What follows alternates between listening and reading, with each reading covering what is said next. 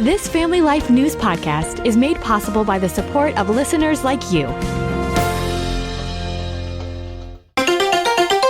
Next on the 5 o'clock report. And if it's a bad meeting, it'll end very quickly. We just heard this bam, this pow.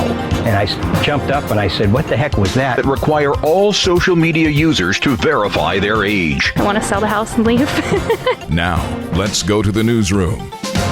Good afternoon and welcome to the broadcast. I'm Family Life News anchor Sarah Harnish. Is peace possible? America's top diplomat weighs in ahead of the high-stakes meeting between the U.S. and Russia tomorrow in Alaska. Secretary of State Marco Rubio. We'll see how tomorrow plays out. As the president said, his hope is to interact with Putin tomorrow and sort of get a sense very quickly and early whether a peace is possible or not. President Trump answered reporter questions today, too. CBS reporter Linda Kenyon. President Trump says the meeting in Alaska could go either way. And if it's a bad meeting, it'll end very quickly.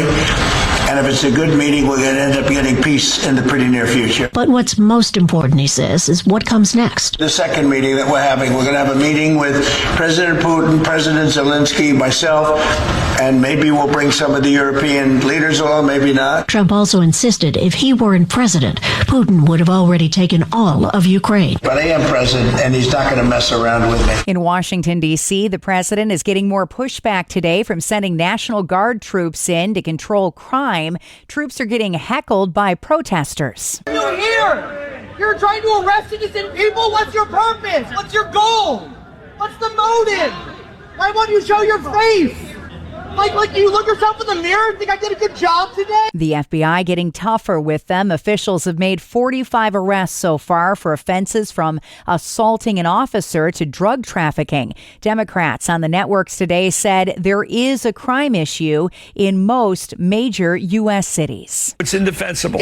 She's not there is a crime problem everywhere. In multiple cities. Big cities have traditionally had crime problems. Andy Biggs is a Republican from Arizona on the House Judiciary Committee. He spoke with Fox News. D.C. is crime-ridden, and it's dangerous. We've had people murdered that work on Capitol Hill. Neighborhoods are not safe. People don't want to go out. The reality is we've got to bring safety to the city, and I think Donald Trump's doing it fantastically. Tropical storm Erin is getting stronger as she comes near the East Coast. Meteorologist Craig Allen. There is good consensus that the storm will turn northwest and then north and run through the area between the east coast of the United States and Bermuda. It could become a major hurricane, but is not likely to make landfall.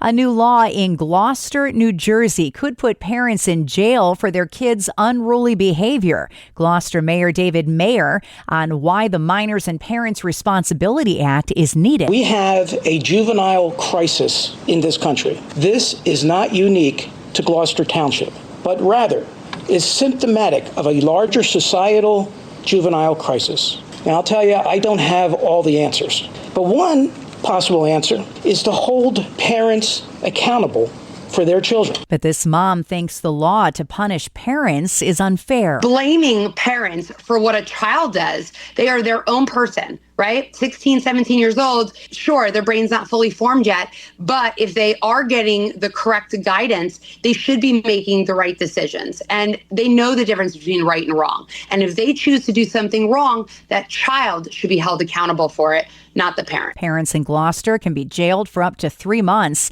and face thousands of dollars in fines for public disturbances caused by their kids. The law applies to children up to the age of 18. And the U.S. Supreme Court today refused to block a Mississippi law regulating the use of social media for children. CBS's Christopher Cruz. The justices rejected an emergency appeal from a tech industry group that includes Google and Meta that's challenging laws passed in Mississippi and at least 5 other states that require all social media users to verify their age. NetChoice had sued, arguing that the law unconstitutionally restricts the free expression of users of all ages. The law requires social media companies to put age verification measures in place and get parental consent for users under 18. Still to come on the 5 o'clock report, a month of rain in an hour in one city in Pennsylvania. We'll tell you which one. Buffalo logs a heat wave and paying for abortions. Planned Parenthood could be sitting on top of a victory soon. Those stories coming up after weather. Hi, I'm Kevin Williams, and here is your Family Life regional weather forecast. We'll head into the weekend with prospects for some generally pleasant weather. Our best chance of any widespread rains, that'll come Sunday with the approach of a cold front. So in terms of your weekend plans, outdoor and flexible, Saturday would be the big day of this weekend ahead. In the meantime, for the night ahead, there could be a stray shower or thunder shower this evening in parts of eastern Pennsylvania. Otherwise, it'll turn out clear to partly cloudy and pleasant. Low temperatures dropping to about 60. Then for tomorrow and Saturday, generally sunshine, a small chance of an isolated thunderstorm in central and eastern Pennsylvania and New York's eastern southern tier. High temperatures, generally 80s. A few spots will nudge 90 on Saturday when the humidity increases, again ahead of showers and storms coming on Sunday.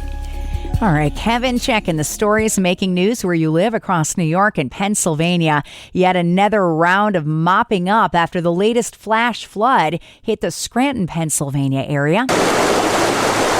Water was rushing everywhere late yesterday when a severe thunderstorm dumped a month's worth of rain in a little over an hour. A lot of that runoff ran right into the basement of homeowner Caitlin Slack in Moosic, who tells WNEP. I woke up to the sound of water. I opened my basement door and it's shooting through the walls. It was getting close to seeping through the floors. As pumps struggled to get the water out, Slack admitted feeling discouraged since the flood came as sewage line repairs were underway at her house. I want to sell the house and leave. I don't want to live here anymore. It's so gross. Just the thought of sewage everywhere. Like everything's touching sewage right now. My son's toys, everything's touching sewage. My car's under the sewage. Like, it's gross. The flooding also made worse a sinkhole on Horton Street in Wilkes-Barre.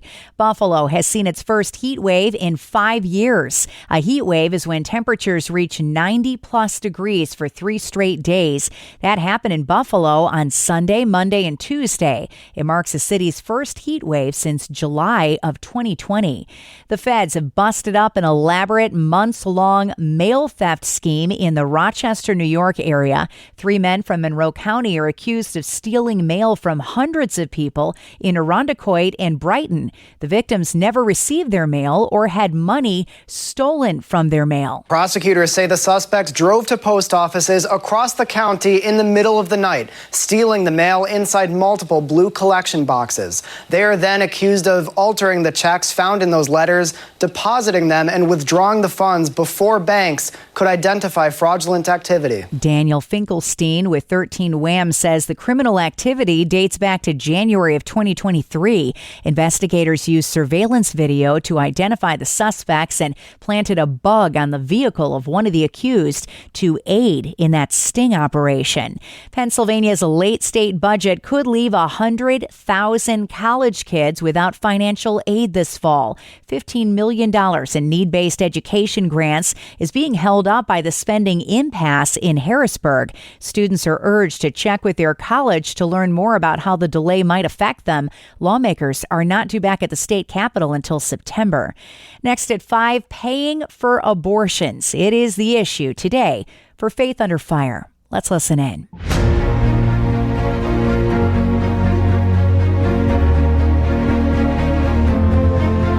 This is Faith Under Fire. We take you straight to the voices on the front lines of religious battlegrounds. I'm news anchor Sarah Harnish, and with me today, Focus on the Family political writer Zachary Mettler. We're talking defunding Planned Parenthood. Planned Parenthood is a behemoth, 400,000 abortions a year, and that's up since the overturning of Roe versus Wade in 2022. 23 states have filed a lawsuit asking the court to block the defunding of Planned Parenthood. Zach, can you tell me what's going on? You bet, Sarah. Well, July 4th, the One Big Beautiful Bill, finally, after years of pro-life activists advocating for the defunding of Planned Parenthood, finally we scored that victory on July 4th. That was something that we couldn't even accomplish in 2015 after all those undercover videos of Planned Parenthood selling aborted baby body parts came out. So it was a monumental victory for the pro-life movement. But now there's a judge in Massachusetts who has ruled that the Congress and the president cannot defund Planned Parenthood through a law. And so this is a truly crazy judicial ruling. And I think, honestly, one of the most crazy acts of judicial tyranny that I've ever seen happen in American history. At the root of the whole thing is money that's going to Planned Parenthood. This is federal money, so it's taxpayer money. So people that don't support abortions, their taxes are going to the government. That cash is going to Planned Parenthood, and that's what this entire issue is about, is should federal money be going to this organization? How much federal cash goes to Planned Parenthood? It's honestly a breathtaking amount. Just last year, there was almost $800 million in Medicaid reimbursements and government grants that went to Planned Parenthood just last year alone. And you think about that, over the last 10 years or so, Planned Parenthood has received literally billions and billions of dollars in federal taxpayer money. So our taxpayer dollars have been going to subsidize the abortion business, and Planned Parenthood is our nation's largest abortion provider. So you have this insane amount of cash that, while it technically doesn't go to pay for abortions directly, every single dollar that Planned Parenthood gets subsidizes their abortion business, right? All money is fungible. So any dollar they get, it helps them run their business. It helps them expand their locations, the amount of services that they can offer. So every dollar that they get subsidizes the killing of preborn children. Thankfully, now they've been defunded by this big, beautiful bill, but really whether or not that's actually going to happen is up to the legal proceedings that are currently playing out, especially in Massachusetts. And so we'll see where that one lays out. Federal judges do not rule us. We direct where our taxpayer dollars go through our elected representatives. And that needs to be upheld here in this case, so that our money, our taxpayer dollars, your and my hard-earned taxpayer dollars are not going to subsidize the abortion business of Planned Parenthood. Learn more at FocusOnTheFamily.com. You can subscribe, listen to, and share Faith Under Fire and all of Family Life's original podcasts at Apple Podcasts, Spotify, YouTube, or at FamilyLife.org.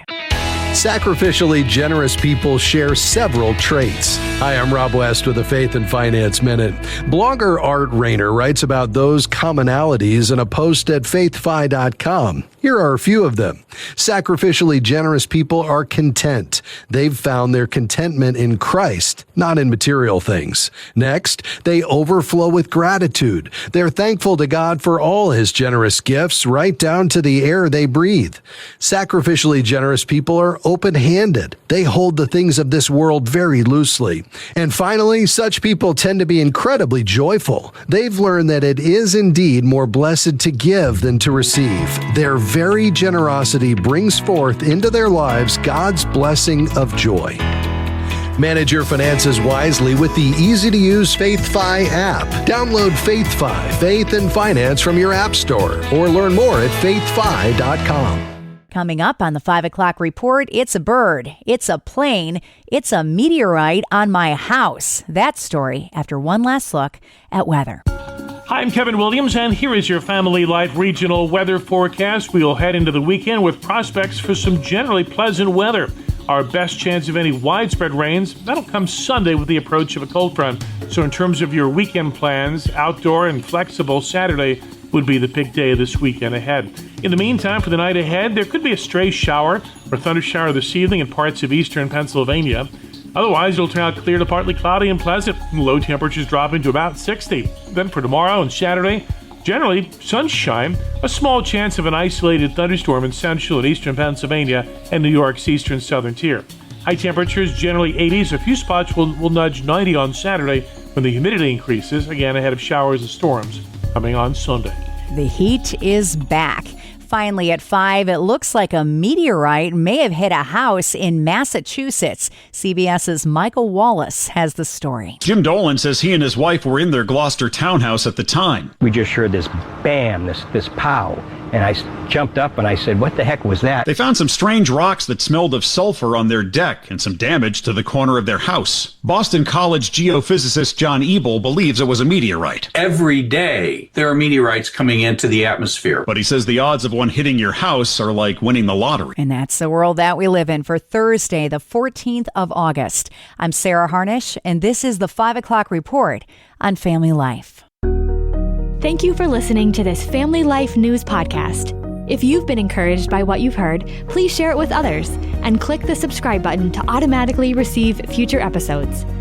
Family Life is a listener-supported ministry. Podcasts like this are made possible by your financial partnership. Find out more at familylife.org.